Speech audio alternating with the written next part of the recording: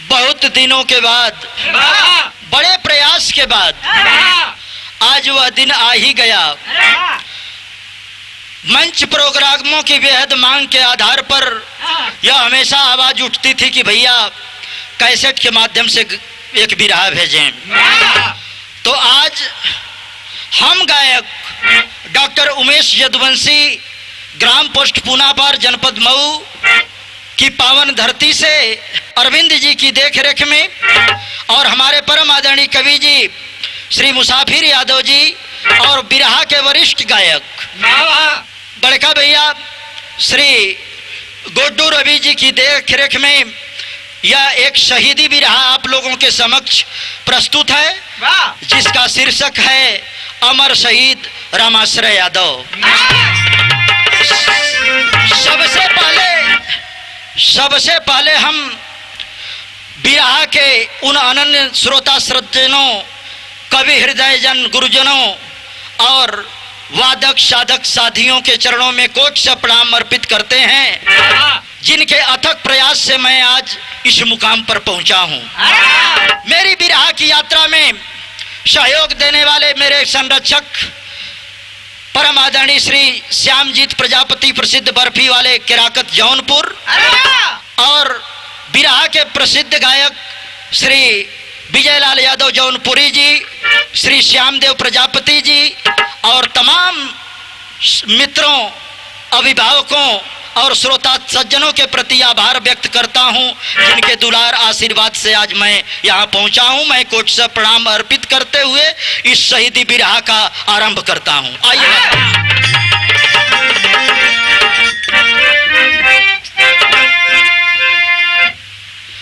तो स्नेह श्रद्धा सुमन है समर्पित उन्हें, यार स्नेह श्रद्धा सुमन है समर्पित उन्हें, बागमारण में सीने पे खेले जो होली, गरिमा वतन की न जाने दिए, भले खा गए अपने सीने पे गोली। जिला आजमगढ़ ग्राम हड़वा के बासी राम केवल सिंह यादव का परिवार है, जिनकी नारी बिचारी प्यारी रही, भरा खुशियों से घर आंगन गुलजार है।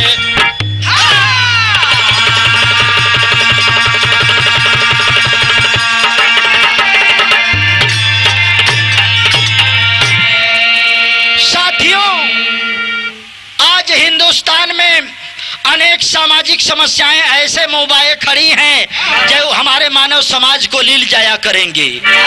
जैसे कहीं हमारे हिंदुस्तान में आतंकवाद की आग लगी हुई है, तो कहीं पर नक्सलवाद की आग लगी हुई है, तो कहीं पर जातिवाद मुंह बाए खड़ा हुआ है। तो ये सारी समस्याओं के बीच में हमारे सेना के नौजवान सीमाओं पर शहीद होते हैं, अपने प्राणों की आहुति देते हैं। तो उन्हीं अमर सपूतों में मैं दुर्वासा ऋषि की धरती जनपद आजमगढ़ के एक अमर शहीद की गाथा आप लोगों के सामने पेश कर रहा हूं। मास्टर कवि जी एक लाइन कव्वाली का संकेत करत हुआ।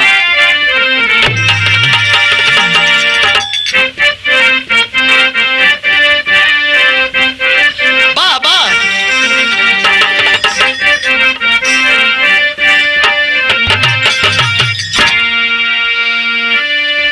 यारे दर्द मुहब्बत,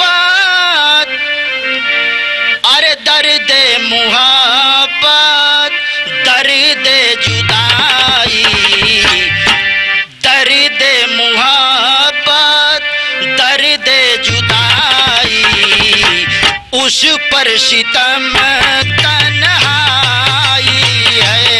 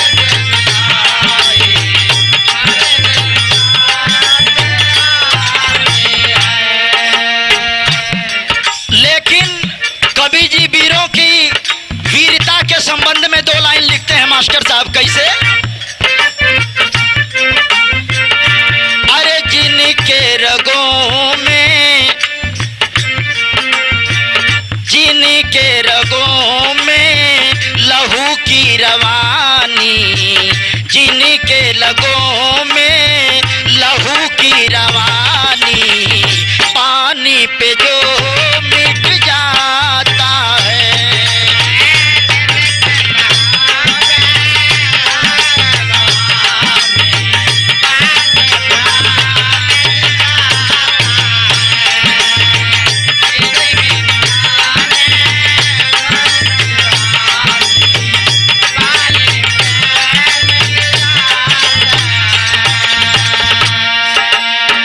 युग युग तक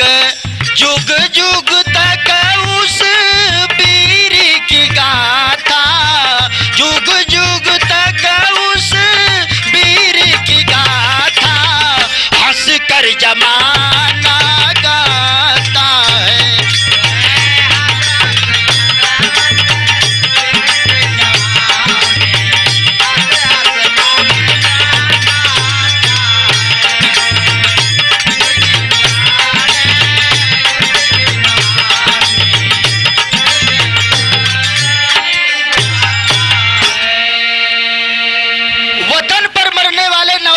की वीर गाथा को, उनकी शहादत को यह देश याद करता है।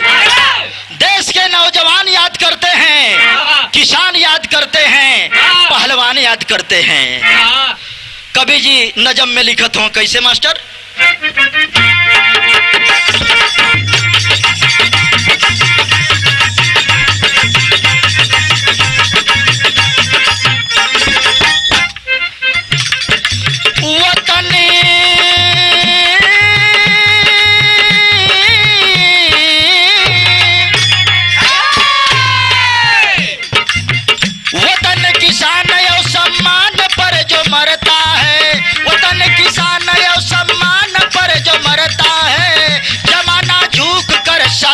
उनको करता है।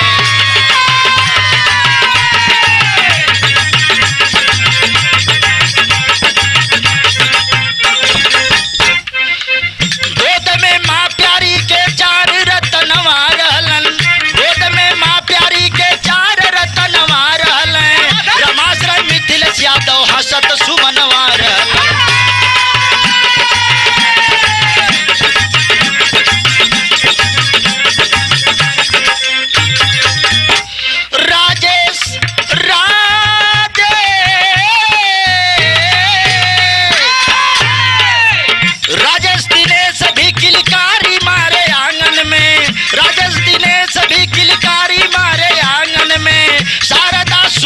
दो बिटिया खेले बागन में,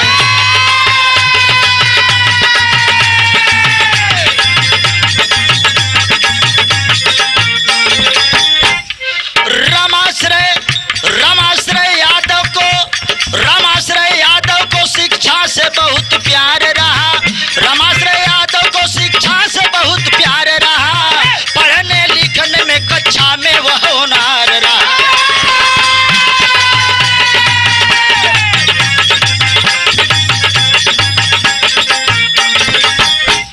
साथियों, कहानी पर ध्यान देंगे।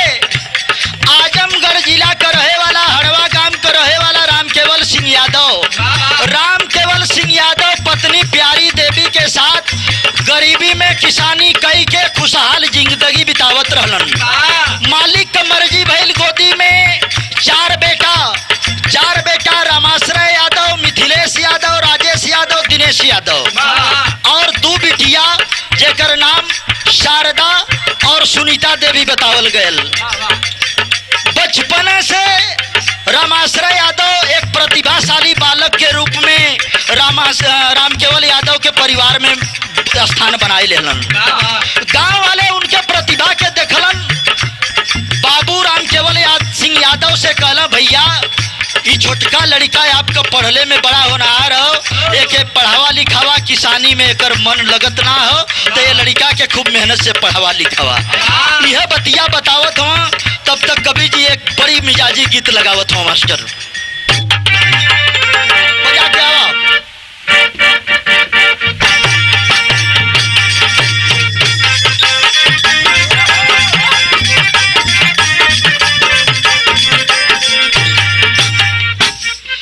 पुराने जमाने में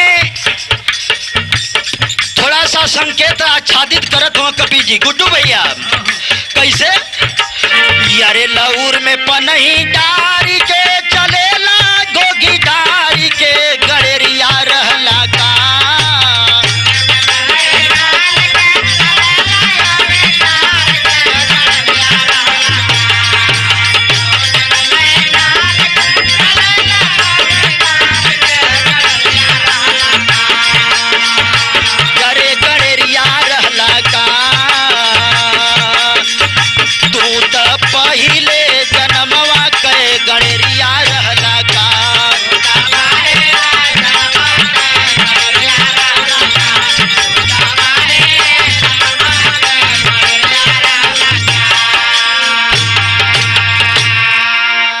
लेकिन लड़का रामाश्रय यादव बड़का लड़का रामाश्रय यादव के मन में पढ़ाई के प्रति जुनून जागल आ जब जुनून जागल तो लिखल गल कैसे यारे हौसला बढ़ाई के हो मनवा लगाई के पढ़ैया कैले ना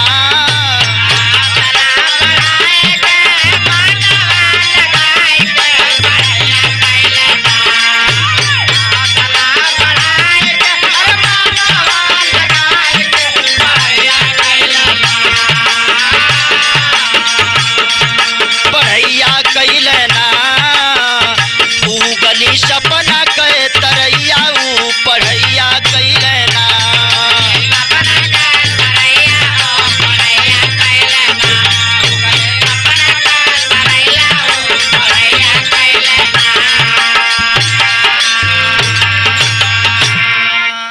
लड़का पर तन मन लगा करके पढ़ाई करने लगा अब पढ़ने लगा तो माध्यमिक शिक्षा परिषद उत्तर प्रदेश की परीक्षा में पूरे विद्यालय में प्रथम श्रेणी में उत्तीर्ण किया जब उत्तीर्ण कैल तो और दिल में जोश जज्बात जगल जब जगल तो लिखल गल कैसे यारे इंटर के बाद बीए जौनपुर से कैले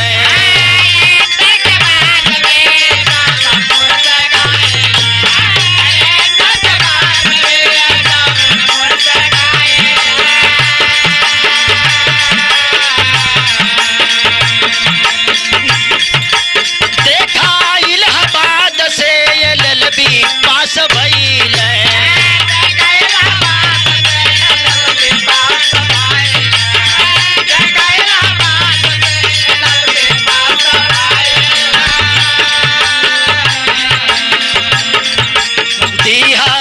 परीक्षा के पूरन भइल इच्छा के पढ़ैया कैले ना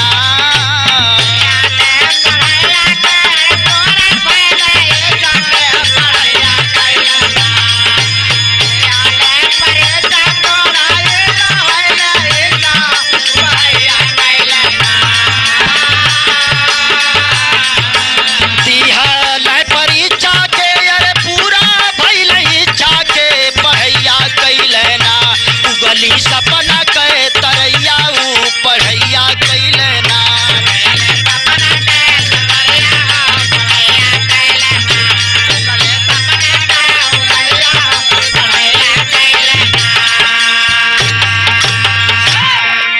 ध्यान दीजिए वह होनहार प्रतिभाशाली बालक इलाहाबाद प्रयागराज विश्वविद्यालय में पहुंचल। इलाहाबाद में जाकर के बैचलर ऑफ लॉ एलएलबी की परीक्षा को उत्तीर्ण कर लिया और जब उत्तीर्ण कर लिया तो मेहनत और लगा रंग लाई पीसीएस जे की परीक्षा को भी उत्तीर्ण कर जाता है। और जब उत्तीर्ण कैलन तो घर में एक और खुशहाली का माहौल आ गया। मास्टर साहब कवि जी यहाँ 4-5 जिला के मिला के गीत लिखत हुआ।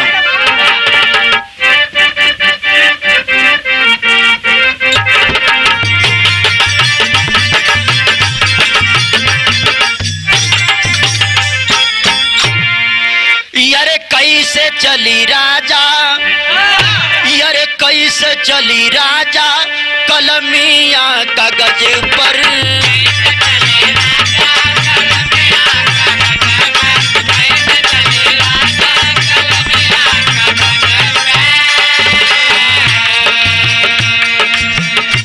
थोड़ा सा यही आजमगढ़ जिला से हट के थोड़ा सा मऊ में आ जाइए।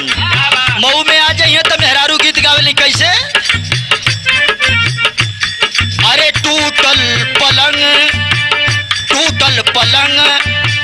टूटल पलंग अरे टूटल पलम गिरे भुइया।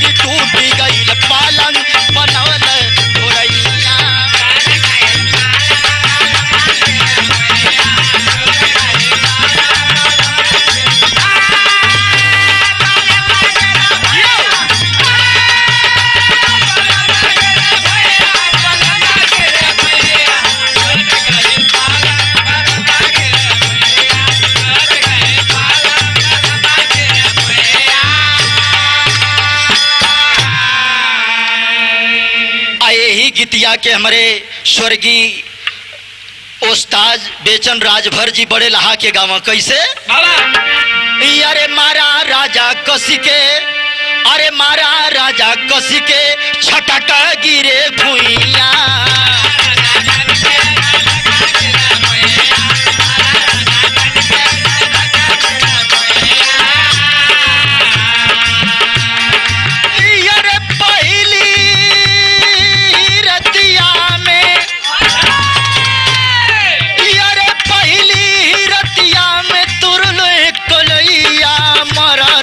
कसी के छटक गिरे भुइया।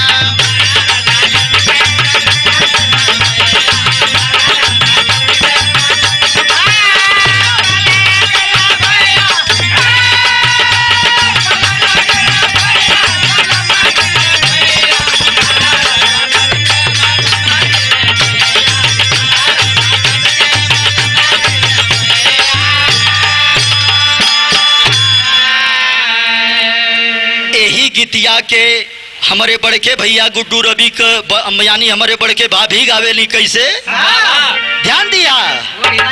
यारे ये संवरो है यारे ये संवरो है पिपर तर नदिया।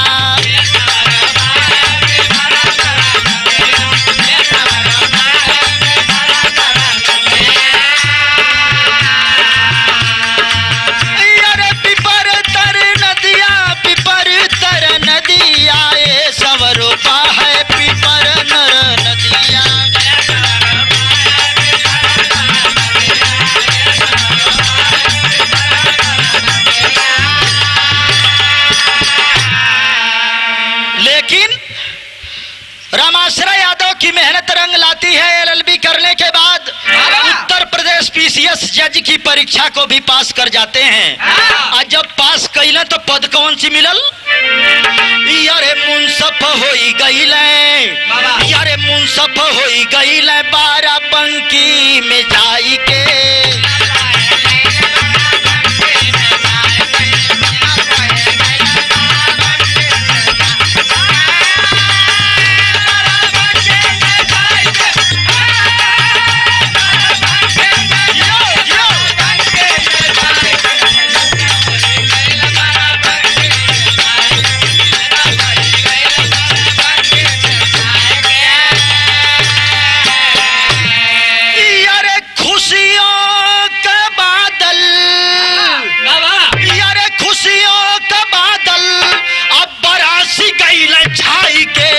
मुंसफ होई गईल बाराबंकी में जाई के।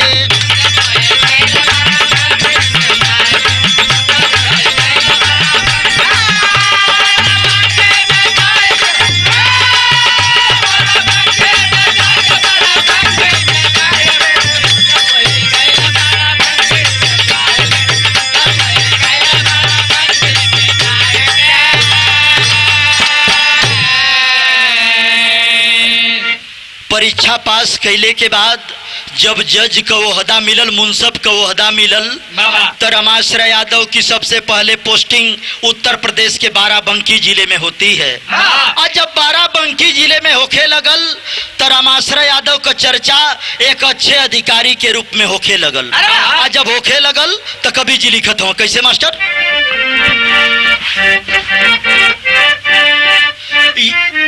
यारे वादों का निस्तारण करे मन लगाई, यारे वादों का निस्तारण करे मन लगाई, यारे फैसला उचित सबको देते सुनाई।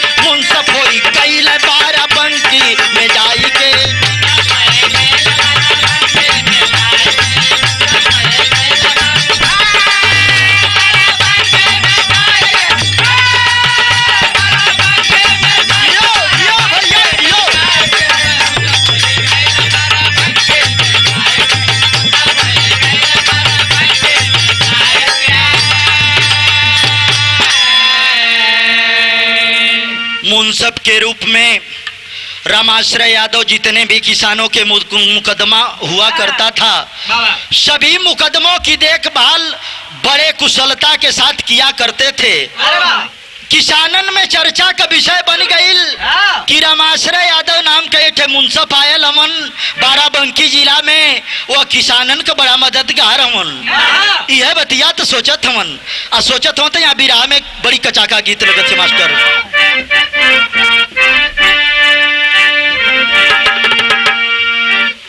कौनो लड़का अपने प्रेमिका के साथे जात रहल एक कोरोना पीरियड में, चौराहे पर दरोगा जी रोक देहलन मास्टर साहब। और जब दरोगा साहब रोकलन तो लड़कवा दरोगा साहब से बतावत है कैसे, अरे सिपाही राजा, ए सिपाही राजा, ए लड़की से प्यार कैले बानी।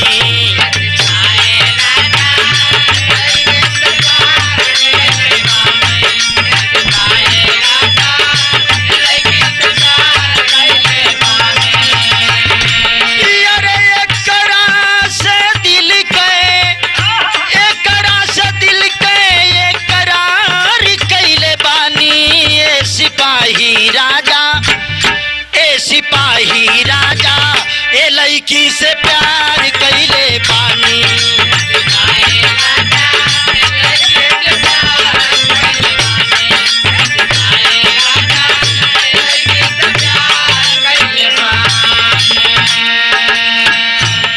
रमाश्रय यादव को मुंसफ का पद जो है मनोवांछित पद नहीं मिला था, विचार बदल गया। और जब विचारवा बदलल तो रमाश्रय यादव का मूड मिजाज देश की सेवा की ओर बढ़त हो। बढ़त कैसे हो, अरे ऊ जवनवा बाका मनवा में विचार कैले पाने।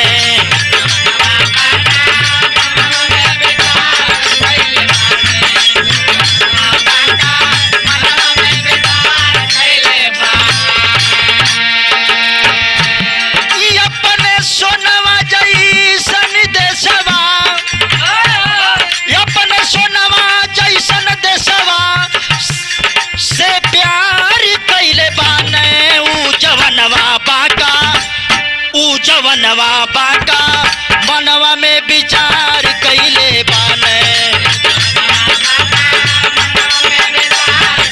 बाने।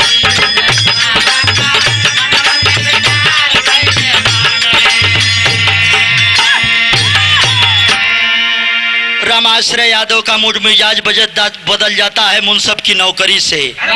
भयल का कि वांटा निकलल प्रांतिया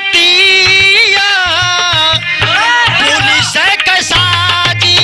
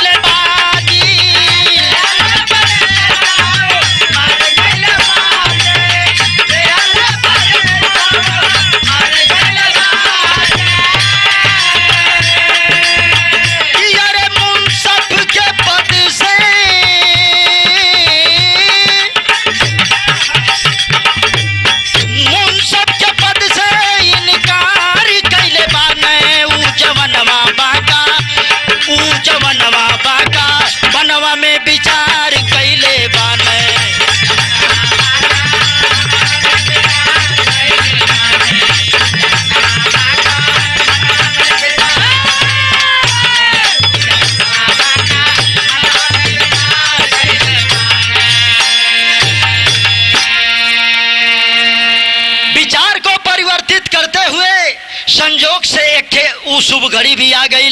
उत्तर प्रदेश पीपीएस की परीक्षा की वैकेंसी आती है, प्रांतीय रिजर्व बल पुलिस की नौकरी की वैकेंसी आती है। उस वैकेंसी में रामाश्रय यादव आवेदन कैलन तो फिर भगवान उनका सुन लेलन और फिर एक बार खुशहाली का माहौल घर में बन गया। आज जब बनल तो यहाँ कवि जी बिरहा शैली में भाव लिखत हो मास्टर।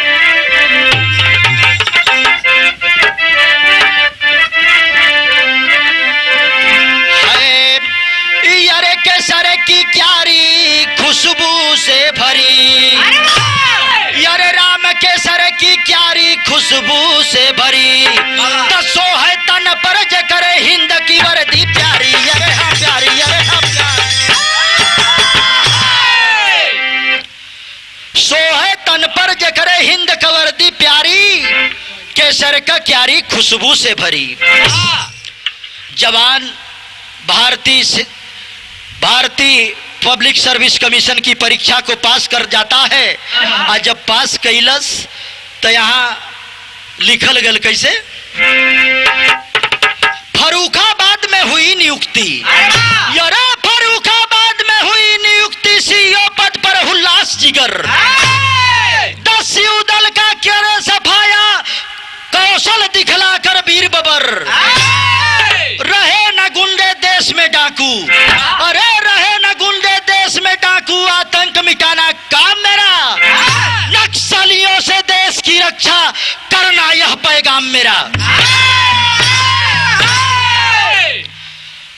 रामाश्रय यादव जब सीईओ की कुर्सी को ग्रहण कर लेते हैं तो फर्रुखाबाद में सीईओ के पद पर ड्यूटी लगती है।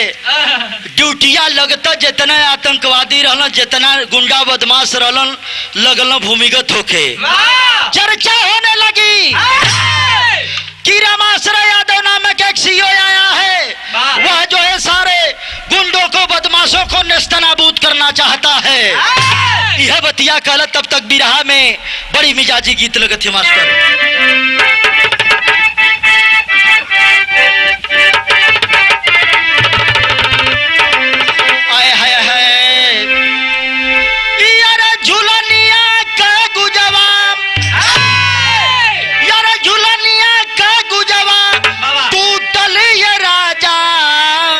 जवनिया में गरिया छूटल राजा,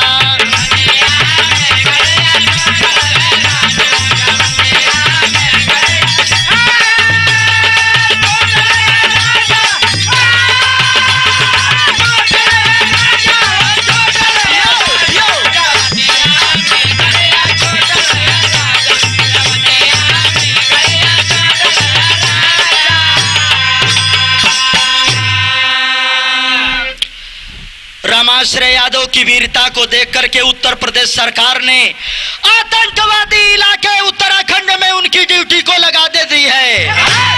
और जब लगौलस तो लिखल गयल,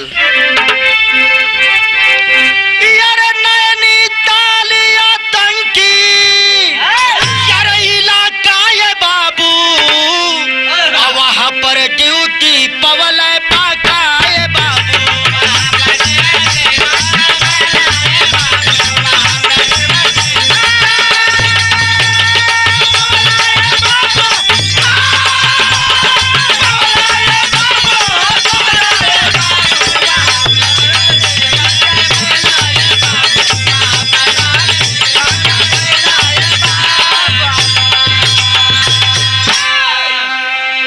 नैनीताल में जब नियुक्ति होती है तब होता क्या है, यारे बाजपुर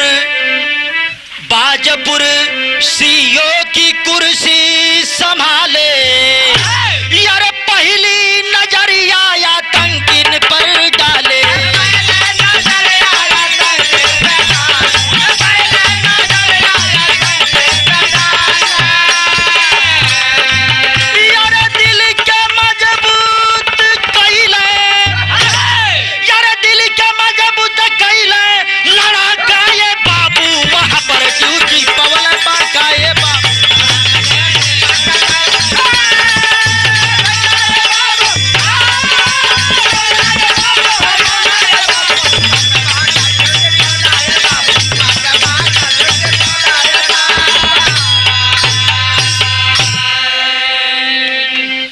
वहां पर जितने भी अधिकारी जाते थे, जितने भी कर्मचारी जाते थे पुलिस सेवा के, सभी नौजवानों को वहां नैनीताल इलाके में, खूंखार इलाके में जितने आतंकवादी थे उनको चैन से रहने नहीं देते थे।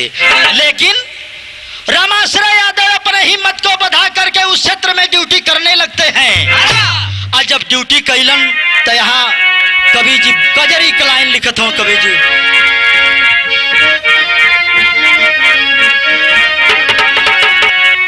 यारे पारी उमर कमर लचकनिया,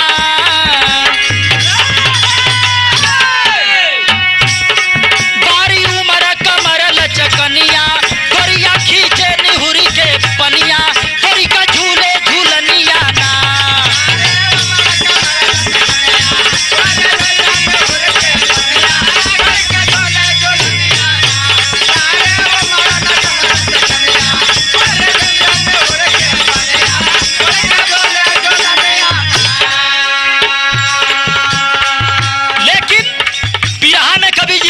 कैसे यारे बोला बोला यारे हो मोरे रामा,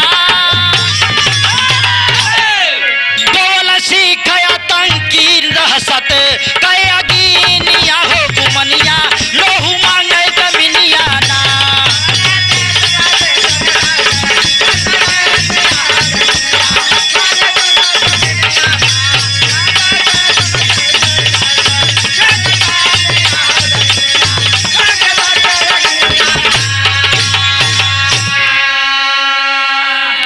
आतंकवादी घटनाओं को, जितने भी उग्रवादी थे जो है आतंकवादी घटनाओं को अंजाम देने लगे। आज जब अंजाम देने लगे तो मांग क्या करते थे? यार तक खालिस्तान अलग मोर चाहिए, यार तक पाजी रहल जुल्म के ढाही, दर्द से धरती रही कराही, मचल तबाही, सर्विस करे जान तबले के, पाला जानिया हो गुमनिया, लोहू मांगे जमीनिया ना।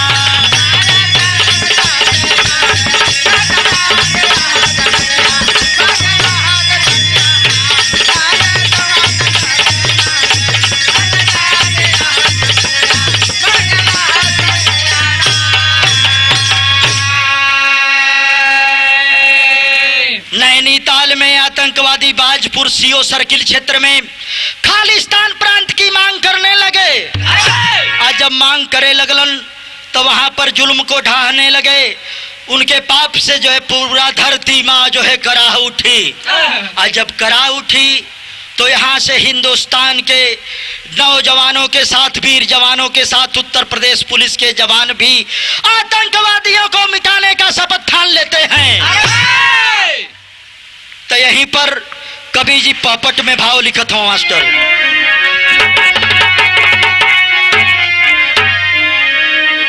तैयारी में हवा। यारे आतंकी संग मचल खून का होली गोली बरसले, आ जंगल खोह में छिपल यरी कै टोली गोली बरसले।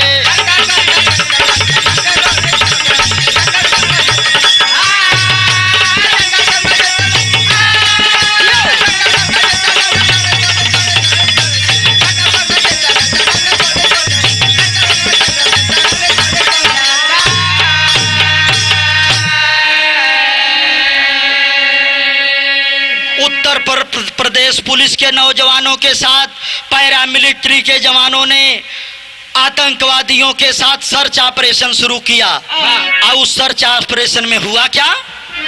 यारे दादू गोरा दो आतंकी अरे निशाने पर अइले हो, अछलनी भइले पूरा बदन, दहशत में पापी भइले हो। दादू और गोरा नामक दो आतंकवादियों को उत्तर प्रदेश पुलिस के नौजवान पकड़ लेते हैं। उनको पकड़ करके गोलियों से भून देते हैं। आज जब भूनला तो पूरा आतंकवादी दहशत में आ गईलन। आज जब अइलन तो भैल काम यारे दिखा न सकता, यारे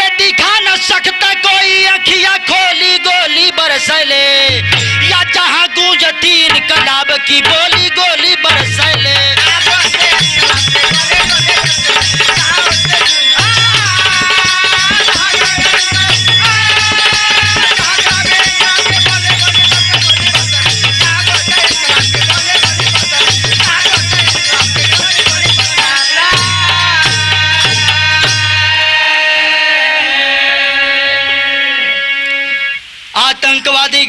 आतंकवादियों को मिटाने के बाद पैरामिलिट्री के नौजवान दादू और गोरा नामक दो आतंकवादियों को गोलियों से भून डालते हैं।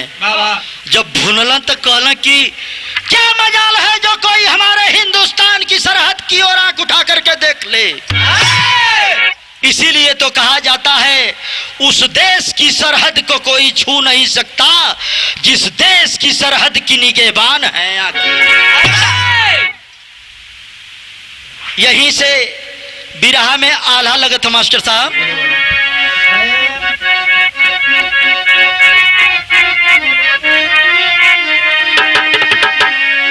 अरे चाहे पंजाब हो या शाम की धरतिया भैया,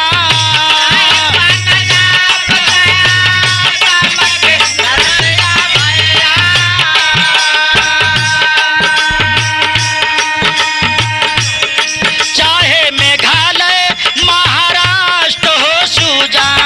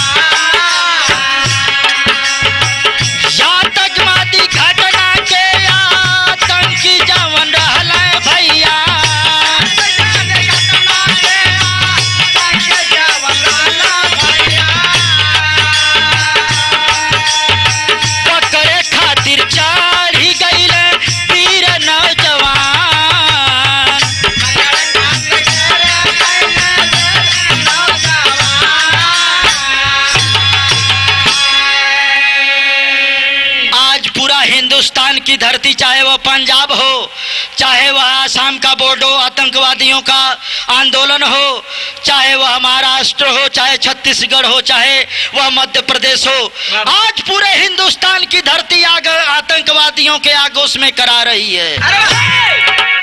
तो सीओ रामाश्रय यादव उन आतंकवादियों को पकड़ने के लिए पुलिस दल के नौजवानों के साथ निकल पड़ते हैं। और निकल सदर में यहीं से आजा मास्टर।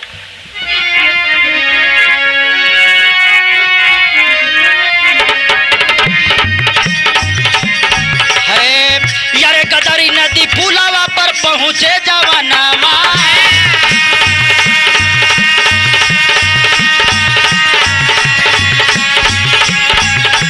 सीख हो आतंकी कैला घटना बढ़िया,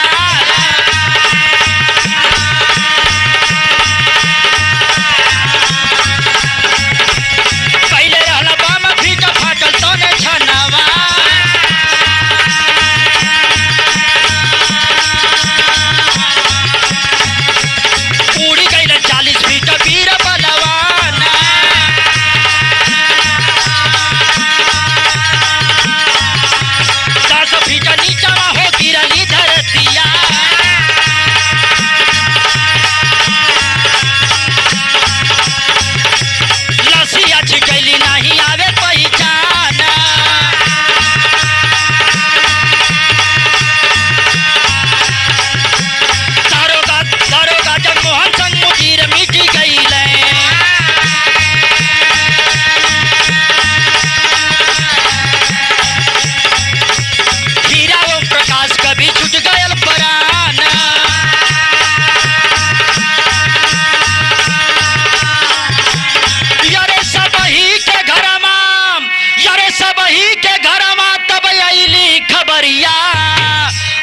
मार के पाए सब उड़न परान बोला।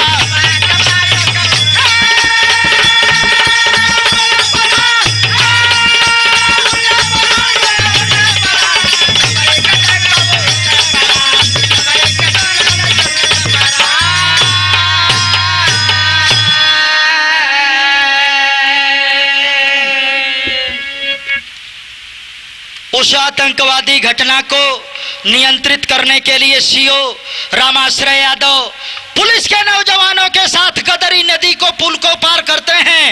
और जब पुलवा पार कैलन तो वही गदरी नदी पुल के नीचे आतंकवादियों ने एक बड़ी साजिश रच दिया था। उस गदरी नदी पुल के नीचे टाइम बम को फिट कर दिया था। जैसे ही पुलिस बल के नौजवान पुल पर चढ़ाई करते हैं वह रिमोट कंट्रोल से जो है आतंकवादी रिमोट कंट्रोल दबा देते हैं और पुलिस के नौजवान जो है 40 फीट के ऊंचाई पर उड़ जाते हैं। प्रमाण मिला पत्रिका से कि जितने भी नौजवान थे पुलिस बल के किसी की लाश जो है संपूर्ण लाश नहीं मिली। उस आतंकवादी घटना में सीओ रामाश्रय यादव शहीद हो जाते हैं। उनके साथ दरोगा जगमोहन और सिपाही मोहम्मद मुजीर आलम, हीरा और ओम प्रकाश उनके साथ शहीद हो जाते हैं। और जब घरवा खबरिया शहीदन के पहुंचल तो गुड्डू भैया जो गीतिया गावत रहा वो गीत कभी जी लगा देता हूँ। फिर आई संत लोग गावल हर शहीदन का लाश जब शहीदन के परिवार में गईल तो यहाँ संत लोग गावल कैसे मास्टर। अरे के बार पार के खेवैया, अरे क्या बात है, अरे के बार पार के खेवैया खुलत बनैया।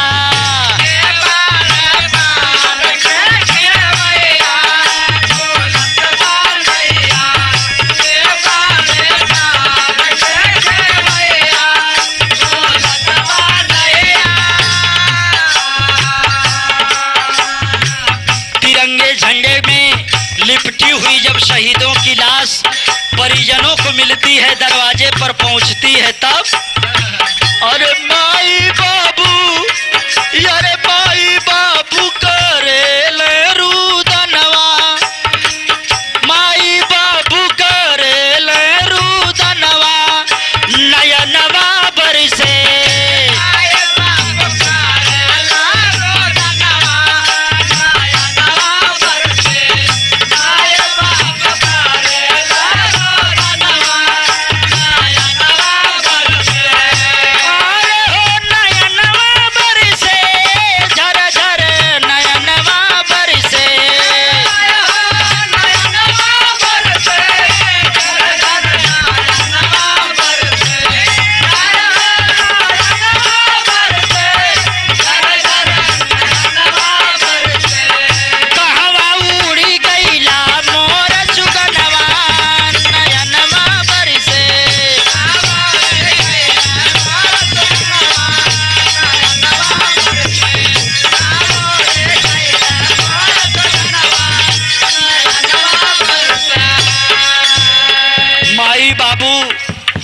बाबू श्री राम केवल सिंह यादव, माई प्यारी देवी रोवत हैं बाबू कलसिया धई के एक दुनिया के मालिक से एक सवाल करत हैं का। अरे कैसे बीता करी हम देई के कफनवा बेटा,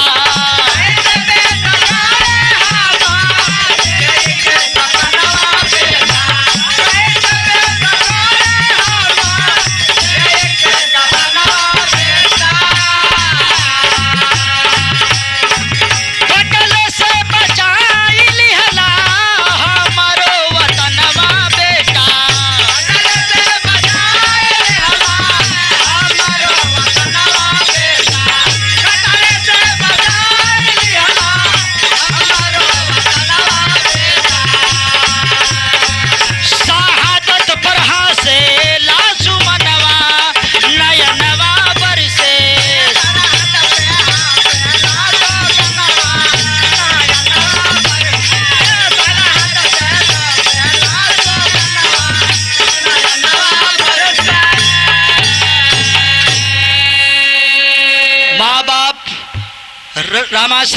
के रोते भी लगते दुनिया के मालिक से यही सवाल करते हैं कि प्रभु कैसा दुख हम लोगों के ऊपर दे दिया, इस असह्य पीड़ा को हम लोग कैसे सहेंगे। तब तक अचानक एक आवाज आइल घरवा में से, का आइल? दोनों बहनियां रोत ही। भैया रुक जा 1 मिनट, चला। अरे रोवेली बहनिया बोरला अधरवा में नैया भैया,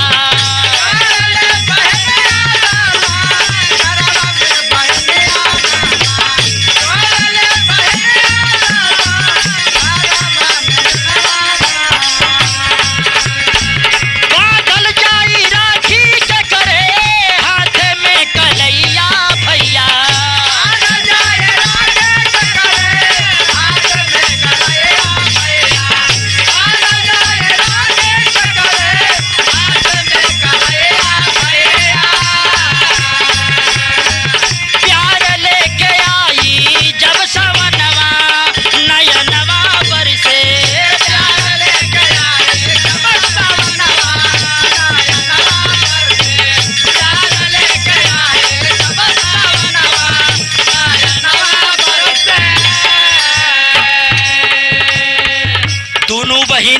यह बात रोई के कहत हैं लसिया गोदिया में लेके रमाश्रय यादव का कली भैया ई धारा में अदजल में नाय बोर के चल गईला।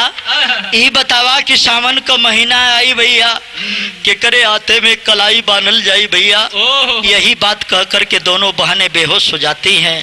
और जब बेहोश हो जाती हैं तो कवि जी यहाँ बिरहा के अंतिम लाइन में लिखत हूँ, कैसे मास्टर?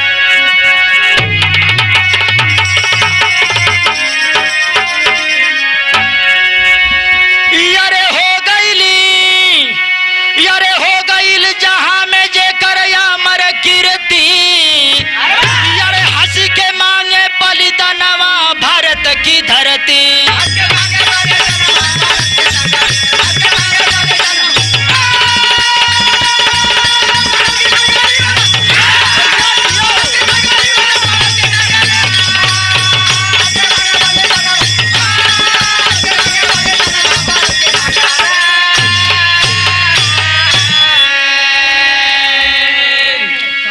हिंदुस्तान की सीमा पर यारे हो गईल जहां में जे कर मर कीर्ति, हंस के मांगे बलिदानवा भारत की धरती।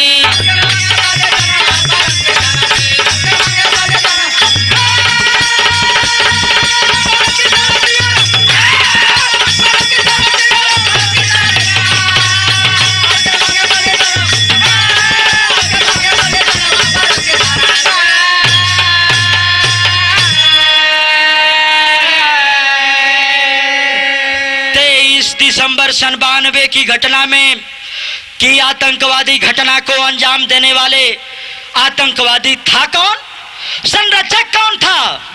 कवि जी बताते हैं, अरे सरगना था स्वर्ण सिंह जा बंदा बदमिजाजी, अरे डीजीपी प्रकाश सिंह के हाथ मिटाव पाजी।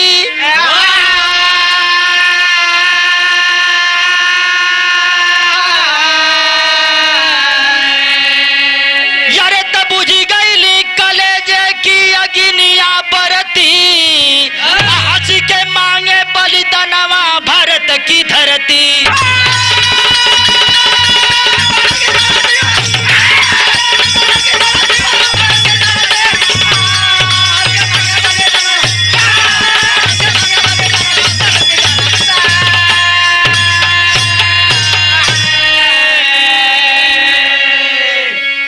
स्वर्ण सिंह जावंदा नामक जो है पंजाबी सरकार का, पंजाब का नागरिक जो है, उन 6 पुलिस के जवानों की हत्या का जो है दोषी पाया गया।